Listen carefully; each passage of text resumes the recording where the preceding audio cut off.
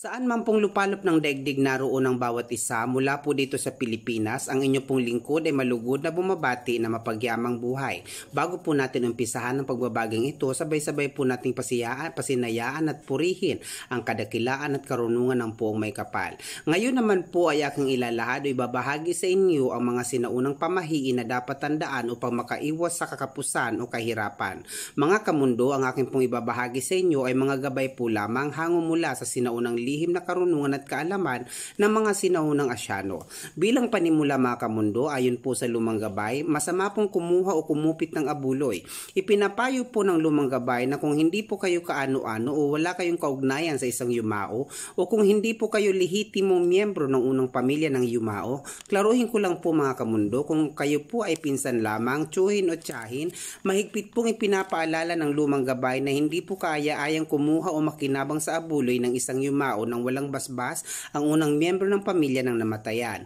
Lalo na po ang pagkupit ng abuloy, sapagkat ayon po sa lumang gabay mga kamundo, ang sino mang gagawa ng ganong gawain o naturang kagawian ay maaring magdulot sa inyo ng samot-saring problema, partikularmente ang pagdanas ng ilang pinansyal na komplikasyon o pinansyal na problema, na kung hindi man po kayo dumanas ng kaagarang pagdarahop, ay unti-unti din pong susubukin ng langit ang kalusugan ng gagawa hanggang sa komplikadong pakikipag-ugnay o pakikisalamuha maging sa ibang tao at sa buong pamilya o angkan.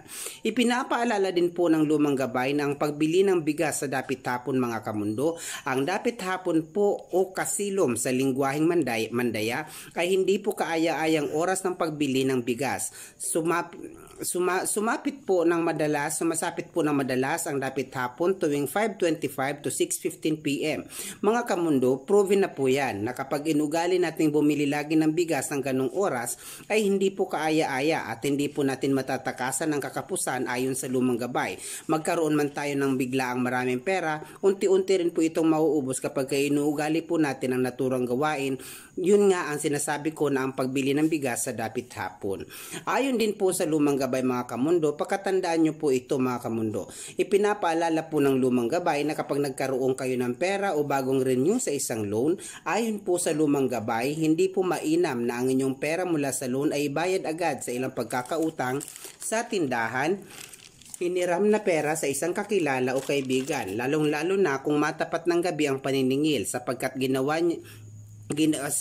kapag ginawa nyo ito ayon sa lumang gabay ay hindi kayo lulubayan ng samot-saring bayarin o obligasyon. Kung kaya naman, ipinapayo po ng lumang gabay na kapag kayo ay nagkapera, sikapin ninyong manatili ng isang buong araw o buong magdamag, maging buong maghapon ang perang inyong na-renew mula sa loan upang mas mailagay sa tamang sistema ang pagpapalabas nyo ng pera o ilan pang maaring pagkagastusan o bayarin. Mga kamundo, ayon din po sa lumang gabay, pakatandaan nyo rin po ito mga kamundo. Ayon po sa lumang gabay, ang asin sa kusina o inyong asin sa loob ng bahay ay mahigpit pong ipinagbabawal na ibigay sa manghihingi sa inyo. Mga kamundo, mahigpit pong inihabili ng lumang gabay na iwasan ninyong magbigay ng asin. Naisin nyo man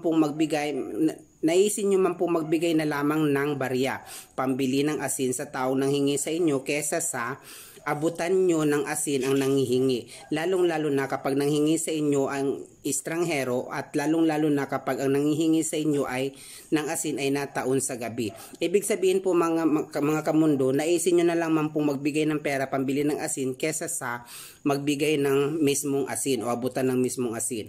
Ang naturang gawain po mga kamundo ay maaring pag-ugatan ng kahirapan at pagdarahop ayon sa lumang gabay. Sunod po mga kamundo ay tungkol sa muhon. Muhon sa lupa po ito. Mga kamundo, mahigpit na ipinagbabawal po ng lumang gabay na wag nyo pong ililipat ng basta-basta ang muhon na hindi nyo pag-aari, lalong-lalo na kung inilipat nyo ito nang wala ang may-ari ng muhon o walang basbas ang kinauukulan. Sapagkat mga kamundo, ayon sa lumang gabay, ang sino mang gagawa niyan ay maaaring makaranas ng problemang pampamilya at pagkakaroon ng karamdamang ang hirap ipaliwanag ng siyensya o mahirap malunasan ng ilang gamot mula sa doktor. Kahit gaano pa kayo kalakas na tao mga kamundo, wag nyo pong gagawin ang paglipat ng muhon, sapagkat mayroon ng gumagawa niyan na nakakaranas ng hindi kaaya-ayang kalusugan.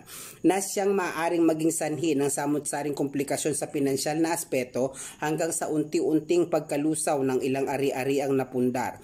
At panghuli po mga kamundo ay tungkol sa pagligo. Ayon po sa lumang gabay mga kamundo, nagdudulot po ng problemang pangpinansyal ang sinumang nasasanay maligo ng dapit hapon. Madalas po stress ang mga taong naliligo ng dapit hapon. Ayon po sa lumang gabay mga kamundo, kung nais nyo po mag-enhance ng wealth, ugaliin yung maligo ng maaga at maligo naman ng tanghali kung nais nyo mag-enhance ng beauty. Muli mga kamundo, mapagyamang buhay, akin pong ipapaalala muli ng aking binahagi agaba po lamang sapagkat tanging Diyos lamang po ang siyang makatwirang hahatol o hukom sa mga landasin ng buhay na ating tinahak alinsunod sa hinulman nating kapalaran. Mga kamundo, bago po ako magtapos sa aking pagbabahagi, ang inyo pong lingkod ay malugod na mag-iiwan ng katagang. Hangarin po natin lagi ay kabubuti ng iba upang patuloy tayo makapamuhay ng may kapanatagan at kapayapaan.